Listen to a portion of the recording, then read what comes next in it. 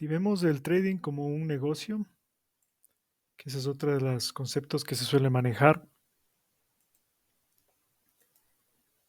y este es el que se llama el Canva de los negocios, ¿sí? Es como el lienzo que muestra los distintos elementos de cualquier negocio.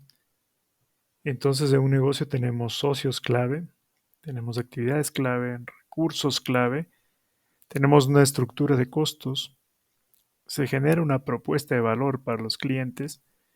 Debe haber relacionamiento con los clientes, canales de distribución, de entrega de productos, se segmentan a los clientes y se genera una fuente de ingresos. Normalmente pensamos, ¿y esto qué tiene que ver con el trading? ¿No? Especialmente la parte derecha, la de los clientes. Vamos a ver. En cuanto a los costos, ya hemos hablado que en el trading los costos variables son las pérdidas, ¿sí? Es como en un negocio cuando se tiene eh, mercadería que tiene un costo y eso es variable porque yo voy comprando una cantidad de X y según eso voy vendiendo. Y los costos fijos en el trading vienen a ser el internet, las suscripciones que tengamos a distintos servicios de trading, si, si quieren hasta el gasto de la luz, de la computadora y todo eso que son fijos, que gastamos, ¿no?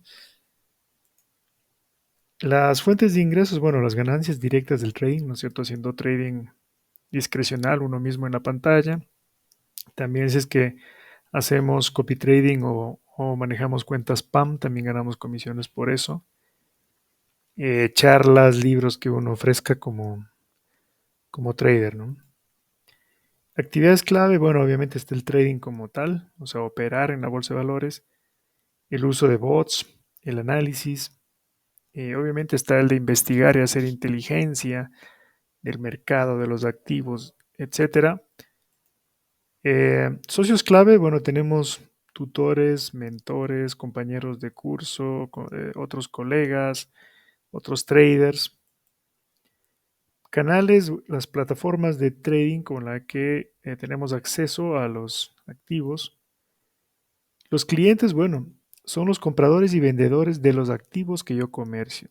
Es decir, si es que yo compro o vendo oro, son esos activos están finalmente siendo comprados en la vida real por gente que le interesa el oro o que compra euros o gente o instituciones, ¿no? Entonces son personas finalmente y nosotros con el trading operamos CFDs, que es como un derecho a participar en ese mercado. Entonces, si nosotros aprendemos bien sobre estos clientes finales de los activos que estamos trabajando, finalmente entenderemos más sobre los activos, ¿no? Recursos clave, el tiempo. Nuestro tiempo vale oro realmente, ¿no? Aunque se habla de que a los traders, a diferencia de otras profesiones, no nos pagan por hora, sino que nos pagan por decisiones tomadas. Pero requiere que asignemos un tiempo al día, a la semana, una energía, que eso es nuestro recurso más fuerte, no es lo mismo operar bajos de energía que con buena energía. Y obviamente la plataforma, la computadora o los monitores, los otros recursos es la información que obtenemos del mercado, de las noticias, de fundamentales, etcétera.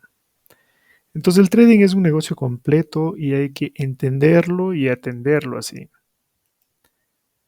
Por lo tanto, los tips puede ser: uno, define los elementos de tu negocio de trading. Dos, identifica los clientes de tus activos. ¿Qué los mueve a comerciarlos? ¿Sí? Aquí, esta lección es importante porque muchos, cuando empezamos a fracasar en el trading y le echamos la culpa al método, a la estrategia, no es que ya me llegó la noticia de un nuevo gurú, de un nuevo método, estos sí no fallan, estos se pasean en Mercedes, en limusinas y toda la cosa. Por ahí creo que es la cosa, porque este método creo que no es conmigo, ¿no? Pero finalmente en el trading ocurre como en cualquier negocio, la regla del 90-10. Y eso pasa en todo, ¿no? Se dice que el 90% de los negocios fracasan o quiebran dentro de los primeros 5 años. Si ustedes ven en los brokers de trading, en todas partes tienen que poner, al menos los regulados, ponen cuánto porcentaje de los traders o de las personas que participan en ese broker pierden su dinero.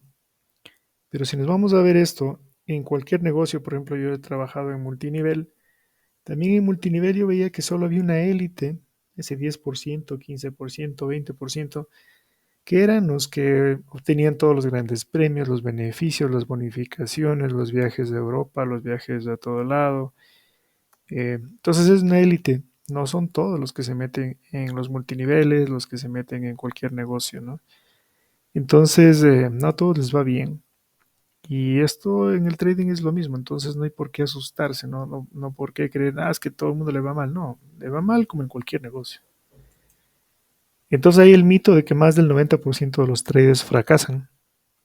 En la realidad que yo he encontrado es que los que fracasan son los que intentan hacer trading, pero una vez que lo logran son ese 10% restante que ya son traders profesionales. Cuando yo investigué para seguir este curso IBT, vi que tenía más de 10 años, miles de estudiantes habían pasado por ahí, tiene 3 o 4 sedes físicas en España, 2 o 3 sedes en México, ofrece posgrado en formación financiera y de inversiones, credenciales y certificaciones en España. No era la única opción cuando estaba averiguando eso. En cuanto a precio, en cuanto a la seriedad y ver que es un instituto y todo lo que mencioné, terminó gustándome más esta opción que otras que encontré en el mercado, ¿no? Pero no quiere decir que es la única. Y como ya vimos, uno puede tomar varias metodologías, pero lo importante es quedarse con una y además darse cuenta que el tema soy yo, no el método. Entonces yo, por ejemplo, cuando ya había empezado a aprender varias estrategias de entrada, de salida, otra vez volví a los indicadores a pesar de que ya sabía que por ese lado no es la acción del precio, pero empecé a sacar mis propias estadísticas sobre qué tanto es lo que estoy siendo responsable de esto. Y bueno, descubrí que, por ejemplo, bueno, estos números no están actualizados, pero es como para que vean un ejemplo, ¿cierto? Del momento que empecé a monitorizar esto hasta más o menos recién, 568 operaciones, de las cuales 276 en pérdida y 292 en ganancia, o sea, un 52%, algo así de fiabilidad de este global, ¿no? Últimamente, claro, ya la balanza se ha inclinado más, porque antes estaba más perdedora.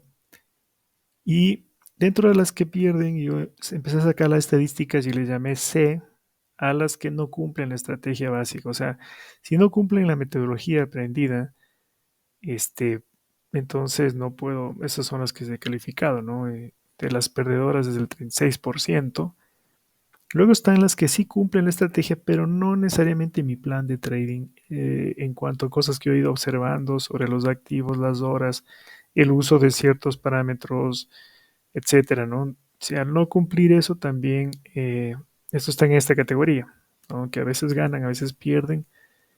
Y las tipo A son las que cumplen todo, pero de todas maneras perdieron. Sí, pero cumplieron todo, yo puedo estar tranquilo de conciencia, hice lo que había que hacer, seguir el tema, ¿no? Entonces, si quitáramos las que son puramente no haber obedecido, son casi el 20% del total de operaciones, ¿no? Entonces, como que no puedo echarle toda la culpa a la metodología. Otra cosa es que en todos los métodos y academias hablan de los problemas que afrontan los traders, el psicotrading, la disciplina, la persistencia. Pero si fueran métodos 100% infalibles, no necesitarían reforzar eso, porque solo seguirlos me daría éxito. Entonces, la lección 5 es que con cualquier método se puede ganar en el trading. El que debe mejorar soy yo. Y los tips. Uno es saca tus propias estadísticas de tu seguimiento estricto al método y a tu plan de trading. Es decir, monitorizar, sacar estadísticas, usar el track record, de qué tan fiel estoy siguiendo mi checklist, ¿no? Y darle la oportunidad al método de que me muestre su efectividad. no mezclar métodos, ¿sí?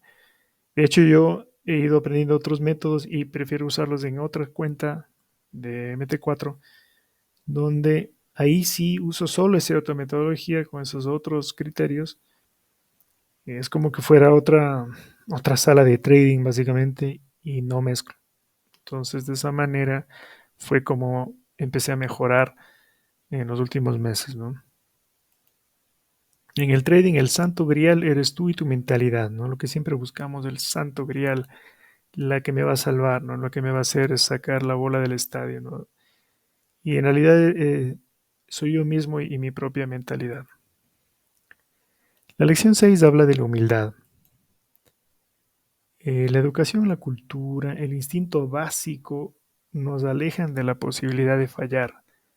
Equivocarse está mal visto en la sociedad, ¿no es cierto? Nos puede dar malas calificaciones en la educación, nos pueden botar del trabajo por cometer errores.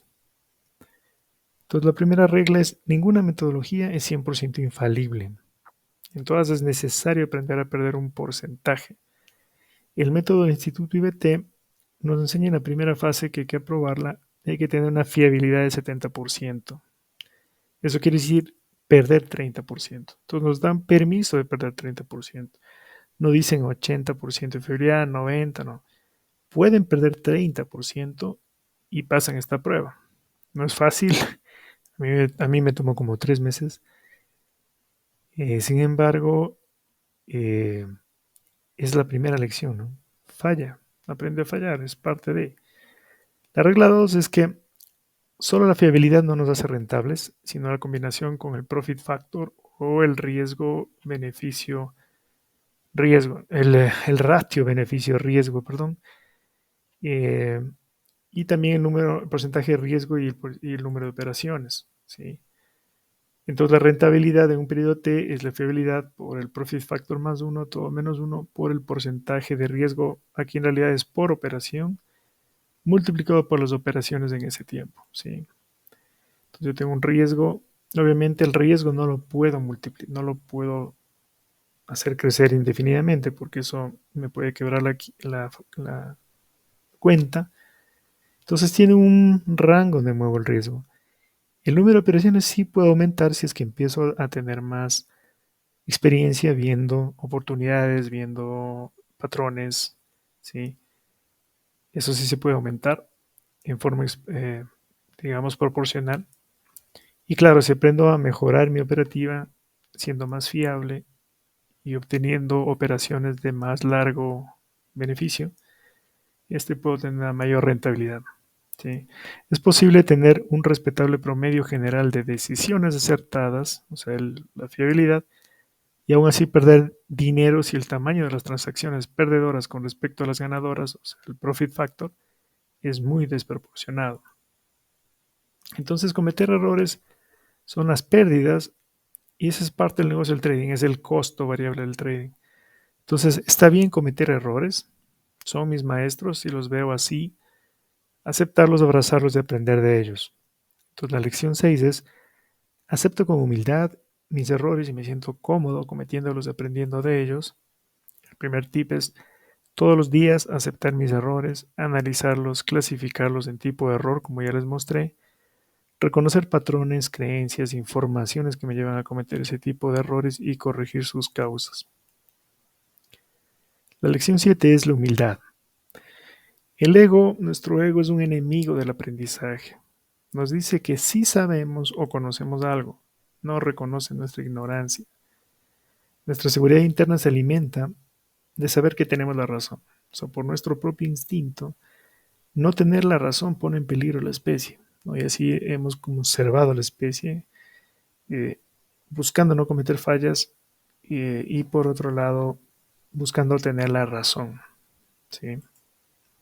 Aceptar la propia ignorancia es el primer paso para empezar a aprender. El solo sé que nada sé de Sócrates aplica aquí bastante porque siempre creemos saber más que el mercado y el mercado nos da duro en la cabeza. Entonces, aceptar que necesito ayuda y pedirla. Y esto a nivel personal también, ¿no?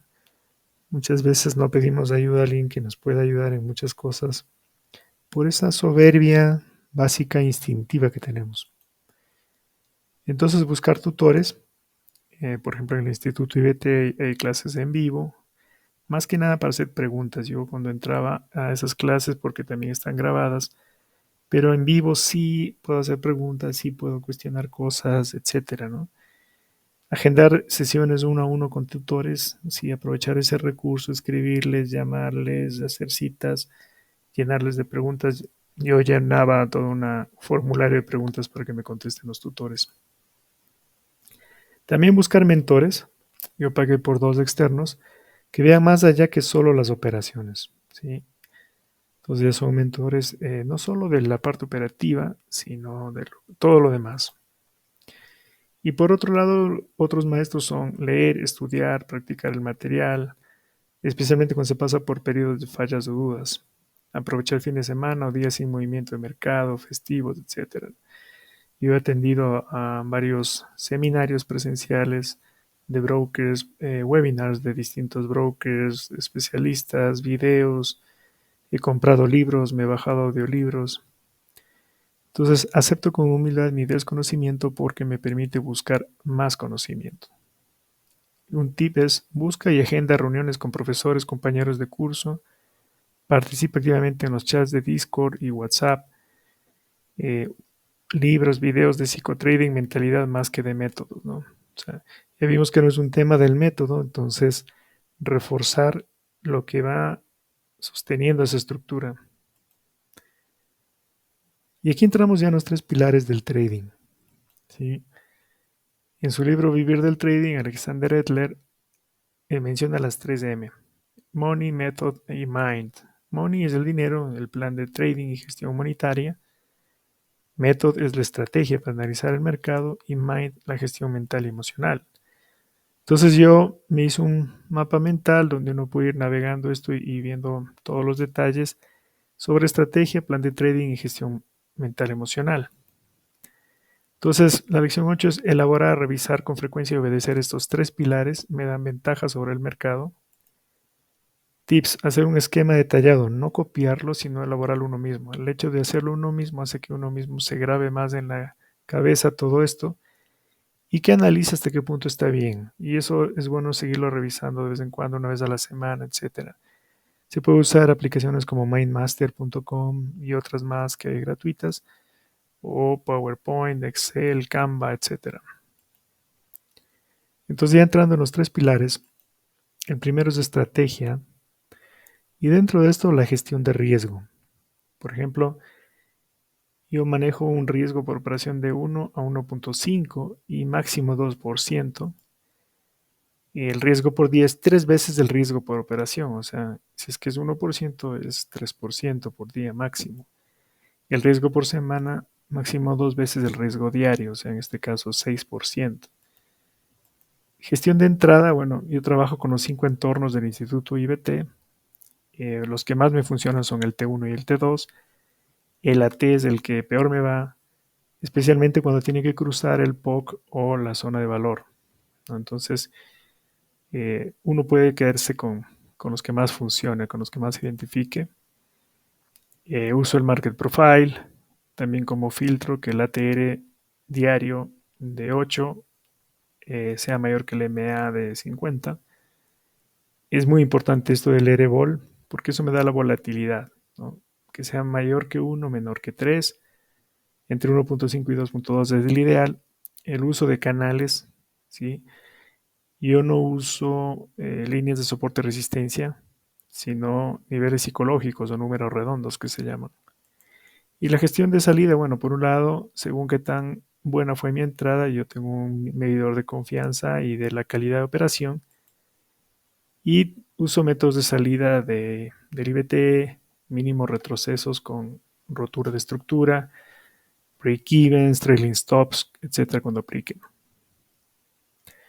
Y ya yendo a los tipos de salida, vamos a ver las salidas perdedoras y las salidas ganadoras. Dentro de las perdedoras tenemos que fueron malas entradas y malas salidas. Las ganadoras tenemos la que yo llamo la peor es nada, que es una mala entrada y buena salida. Tengo unas dos que son buenas entradas y malas salidas. Son buenas entradas porque pasaron de 1 a 1. 1 a 1 es cuando igualo el costo, o sea, el riesgo, la ganancia con el riesgo. Entonces, al menos eso debería ganar, ¿no?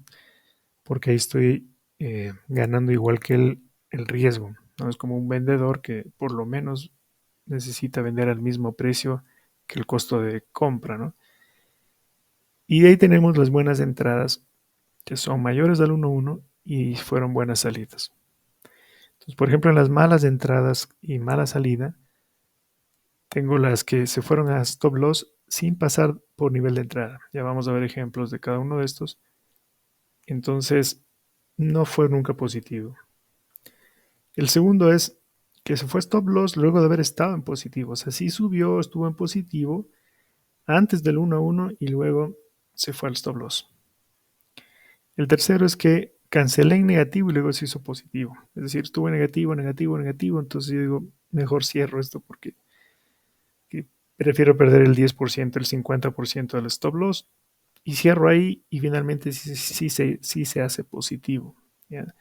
Entonces fue mala entrada porque no estaba en positivo y mala salida porque pudo haber sido mejor la salida. Cuando ocurre esto de que sí estuvo en positivo y yo logro evitar que se vaya a negativo, es esta que es mala entrada y buena salida.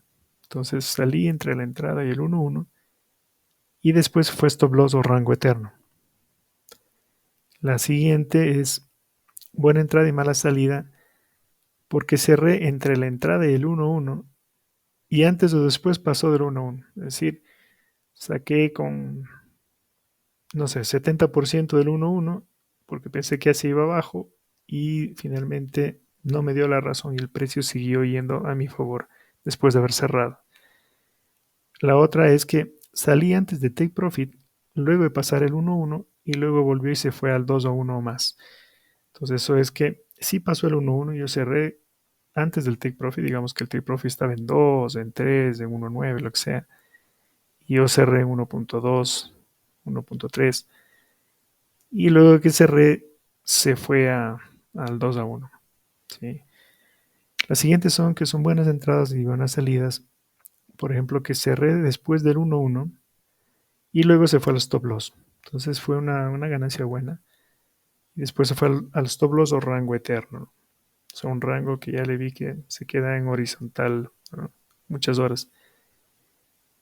La penúltima es salí en take profit con una ganancia mayor al 1-1.